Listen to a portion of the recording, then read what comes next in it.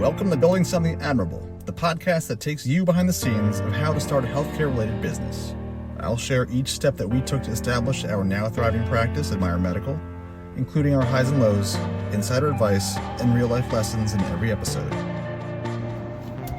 Good afternoon, and thanks for tuning in to the Building Something Admirable podcast. This is Alex. So today I'd like to talk about, and I believe I haven't gone down this route before, but if so, I can maybe this will be a redo of it, just for a better, clearer explanation. But a concept I like to call burn your boats, but leave the back door open. Let's get started. When you are, and there's a relevant tie-in at the end here, so hang out to hear the full story on this one. But basically, the idea is, was it Cortez burning the boats? Basically, give yourself no way out on something that requires a full commitment. Because if you are going to give yourself just a little wiggle room and an out here, odds are, when things get tough, a lot of folks take it. Now, you're a different kind of person. You've either, if you're not in the medical field and are watching this because of the entrepreneurship aspect, you've probably already done something that required a leap of faith or some other kind of gamble based on your own confidence. Or if you're in healthcare, you've made that same leap of faith at least a half dozen times before you get into private practice. Just pursuing it in the first place. When I was getting ready to switch from marketing to medicine,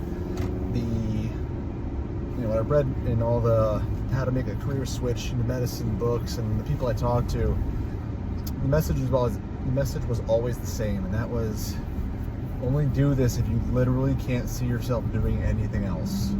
And then when it came to surgery, or career in surgery specifically, it was, only do this if you literally can't do anything else besides spend all of your time in the OR. So the latter didn't make sense, but the former did. In this case, I literally couldn't see myself doing anything other than being a doctor. So that was perfect. I ended up fully sticking with it. And actually, because I'd done something else first, I've never, during the whole process, I might have been either miserable or terrified, but I knew the alternate route here. And that was, I can't do anything else. Now, when it comes to burning the boats, I kind of do that to myself anyway along the way, because the beauty of healthcare training in this country is that you have to burn your boats if you're going to take out student loans. You have to take out a monster pile of student loans by the time you're in med school, most likely. And in doing so, typically you can't afford to pay them back unless you're making doctor money. Obviously there are ways around that. But my parents certainly weren't able to help me with that stuff. I didn't come from a rich investment career beforehand, and I'm not big on Uber or stripping. So I kind of narrowed down my choices for paying for this, in which case it's my future Alex's foot in the bill. Now when it comes to the practice side of burning your boats and leaving the back door open, you basically want to leave yourself no other alternative besides doing this, but give yourself a security blanket in the process. That's a couple mixed metaphors there, but basically what I mean by this is have a day-to-day, pay the bills, keep the lights on kind of job that ideally complements what you're going to be doing in your bigger, more entrepreneurial venture. So, as we talked about before, Meyer Medical is technically a practice with two main services, or two main silos here. And that's going to be our inpatient rehab services and administrative services on my part. Then there's also our other one, which is of course all the outpatient stuff. So the outpatient stuff is that essentially burn boat, or the whole thing I guess would be the burn boats, where really at this point, between the business loans and the student loans to get here, et cetera, this is going to have to work in some way, shape, or form, or I have to make some real smart choices with investing that pay off with a little bit of luck or something, but most likely it's going to be the practice that does it for me. It helps a lot if your backdoor open strategy also helps to support your other side, so it's not totally unrelated. In this case, I would like that other side to be an idea of, for me, it's, of course, it's inpatient rehab. Ethically, there's a follow-up appointment for patients after discharge if it's appropriate. So I can see them in the office after they leave rehab, and you can look at the record of patients that do this. It's only about a quarter, a fifth, maybe, if that, right now, because it's not always necessary for the patient, and I don't want to abuse this because it quickly becomes a slippery slope where, well, I could justify it. This patient, I started them on different blood pressure med or whatever. I say this for drama. After a while, A, it's just not really cool to do that, but B, you can actually get yourself in a smidge of hot water here if you're constantly, feeding your practice unethically from this position, both with your main, your backdoor open position. They obviously won't like it if you're using it constantly just to enrich yourself, but then eventually, your insurance providers or Uncle Sam might come knocking and ask you to justify all these extra appointments that, may not make the most sense. So it's good to have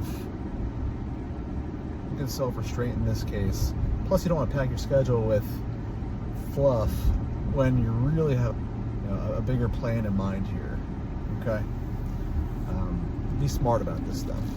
However, if you find a way to complement the two, so in this case, say you want to something related. Say it's you have an outpatient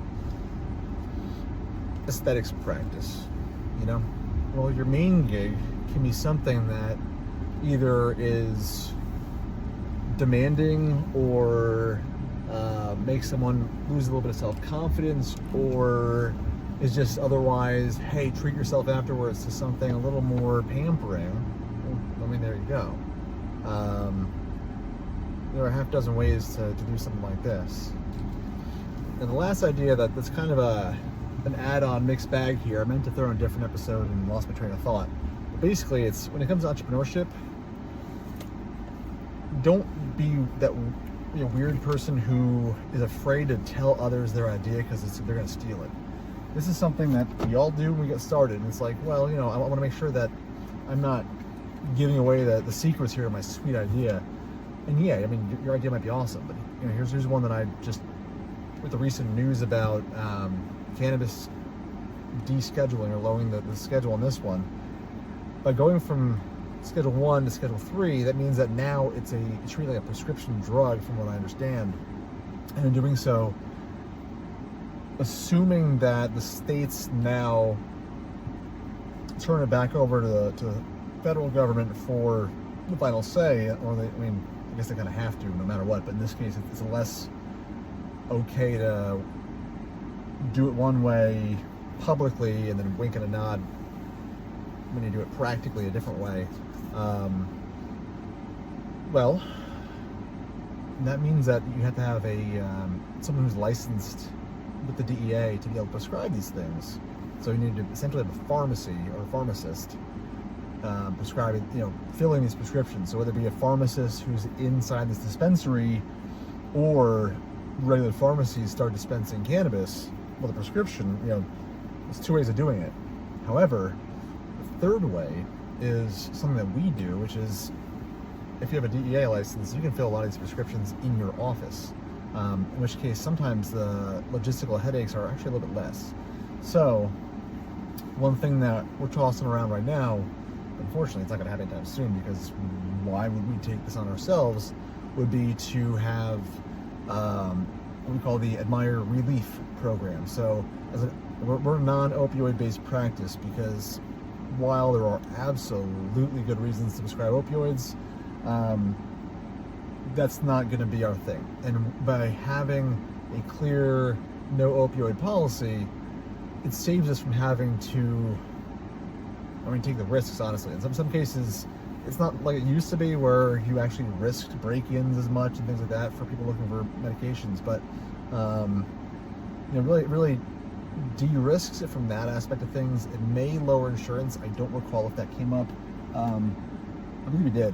But then on top of that, of course, it can streamline your practice a little bit, so you're not having unnecessary appointments for someone who's just really looking for pain meds, who may really need a whole different system, but that's going to require them to come to the, go through the change cycle here, and so past the contemplation stage and all that stuff.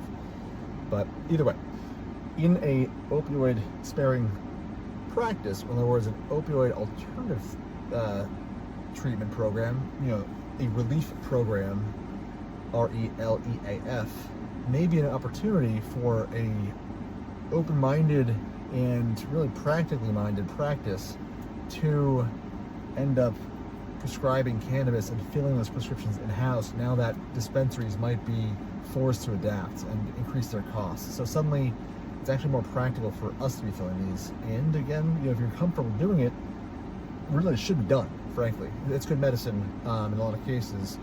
For someone who's on a multimodal pain regimen, you may be able to reduce their requirements for other medications with, at least maybe in the evenings, a combination of different cannabinoids prescribed to complement whatever else they're taking, and in doing so, lower the risk of overdose or any other kind of side effects from the opioids alone if they're requiring higher doses. But really the point of me sharing that idea is that I'm comfortable sharing that idea. We still may do it one day, but it's not the idea that matters. And as you get through a bunch of entrepreneurship books of people who have gone the gamut, or gone the distance here and run the gamut, really it's about how you can pull these off that actually matters. It's the execution that matters. It's the being able to see it from the beginning to the end that matters, and the network you have, and the infrastructure you built. So that's what matters. And that's why in some cases, over the weekend I was telling one of my ideas to my in-laws, and they're asking about, oh, well, did you patent your formula and blah, blah, blah. And it's like, well, in some cases, you can't really patent something like some of the women's health formula that we're developing, because there are plenty of other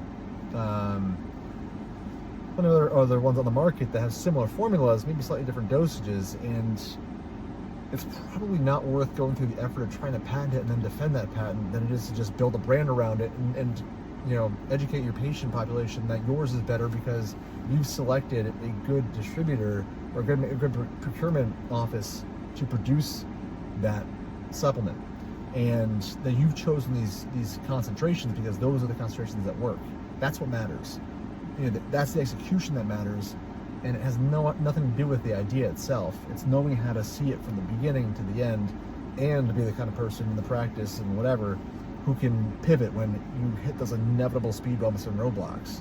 So in these cases, you just got to be good at pursuing an idea with a long-term focus and a tenacity that others don't have. And if you're listening to this podcast and or gone through medical training, I'm pretty sure you got the tenacity. So feel free to share your ideas and post some below, and our community can hopefully enrich them a little bit. But no one's gonna take your idea, probably. Anyway, thank you for listening. I hope you got something valuable out of this. I really enjoy this, and I'd appreciate it if you found some enjoyment out of this too. You can share our feed here,